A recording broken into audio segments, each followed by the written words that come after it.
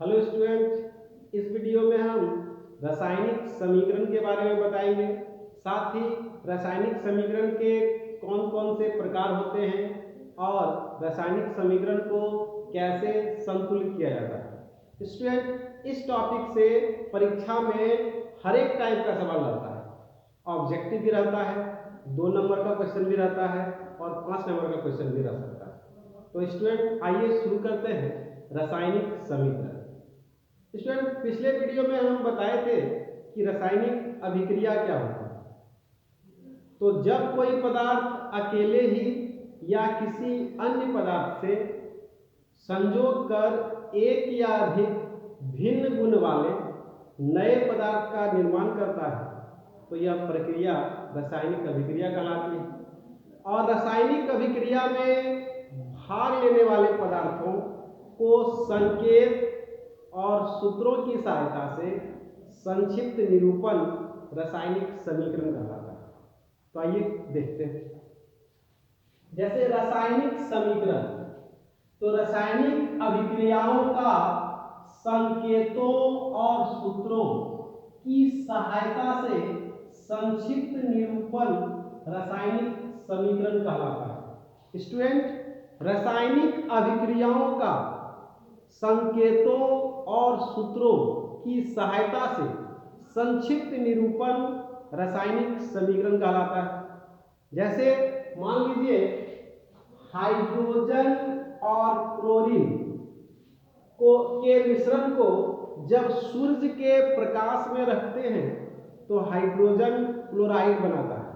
तो स्टूडेंट, इसका ये जो रासायनिक अभिक्रिया है, इसको संकेत और सूत्र की सहायता से इस प्रकार लिख सकते हैं। जैसे hydrogen plus chlorine hydrogen chloride, और यही इस रासायनिक अभिक्रिया का रासायनिक समीकरण कहलाता है। एक दूसरा एग्जांपल, जब चूना पत्थर को गर्म किया जाता है तो वह कैल्शियम ऑक्साइड और कार्बन डाइऑक्साइड बनाता है।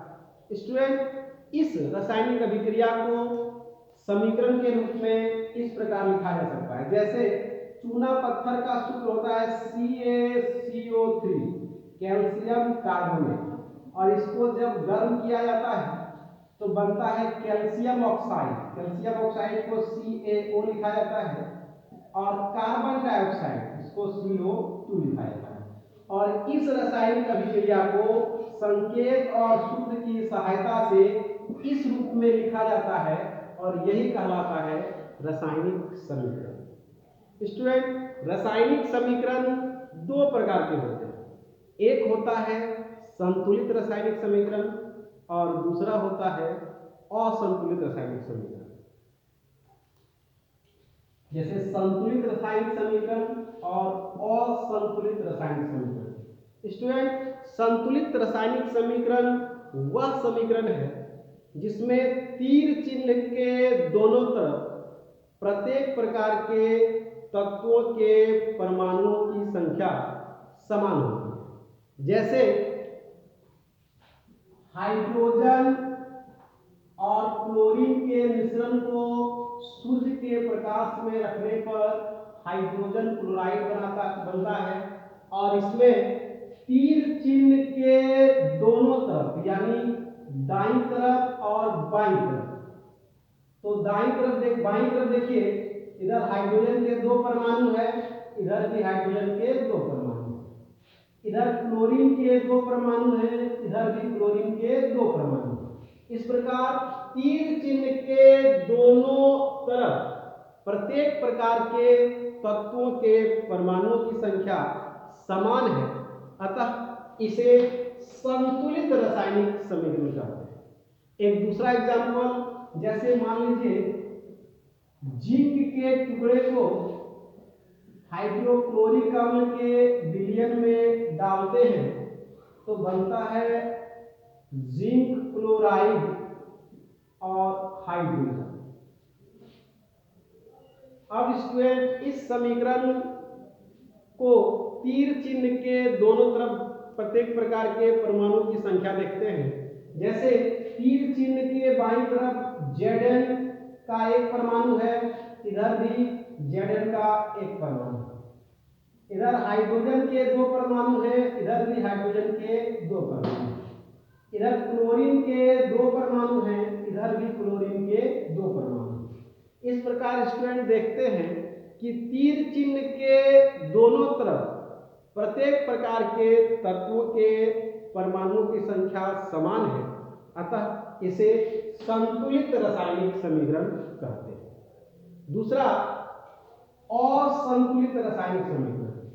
जिस रासायनिक समीकरण में प्रत्येक प्रकार के तत्वों के परमाणुओं की संख्या तीर चिन्ह के दोनों तरफ समान नहीं रहता है, उसे असंतुलित रासायनिक समीकरण कहते हैं। जैसे हाइड्रोजन और ऑक्सीजन की अभिक्रिया कराते हैं तो जल बनता है। इसमें तीर चिन्ह के बाईं तरफ हाइड्रोजन के दो परमाणु और तीर चिन्ह के दाईं तरफ हाइड्रोजन के दो परमाणु, लेकिन तीर चिन्ह के बाईं तरफ ऑक्सीजन के दो परमाणु, लेकिन तीर चिन्ह के दाईं तरफ ऑक्सीजन के एक परमाणु है। इस प्रकार तीर चिन्ह के दोनों तरफ प्रत्येक तत्वों के परमाणुओं की संख्या समान नहीं है, अतः यह असंतुलित रासायनिक समीकरण। स्टूडेंट, रसायन शास्त्र के अध्ययन में जितना भी रासायनिक समीकरण का उपयोग करेंगे उसमें सब में संतुलित रासायनिक समीकरण का ही उपयोग करेंगे, क्योंकि रासायनिक समीकरण को संतुलित करना आवश्यक होता है। इससे द्रव्यमान संरक्षण के नियम का पालन होता है, साथ ही अभिक्रिया में भाग लेने वाले तत्वों और बनने वाले पदार्थों के मात्रा का भी पता चलता है। तो स्टूडेंट, एक बार इसका आप लोग स्क्रीनशॉट ले लीजिए, फिर आपको बताते हैं कि रासायनिक समीकरण को संतुलित कैसे किया जाता है।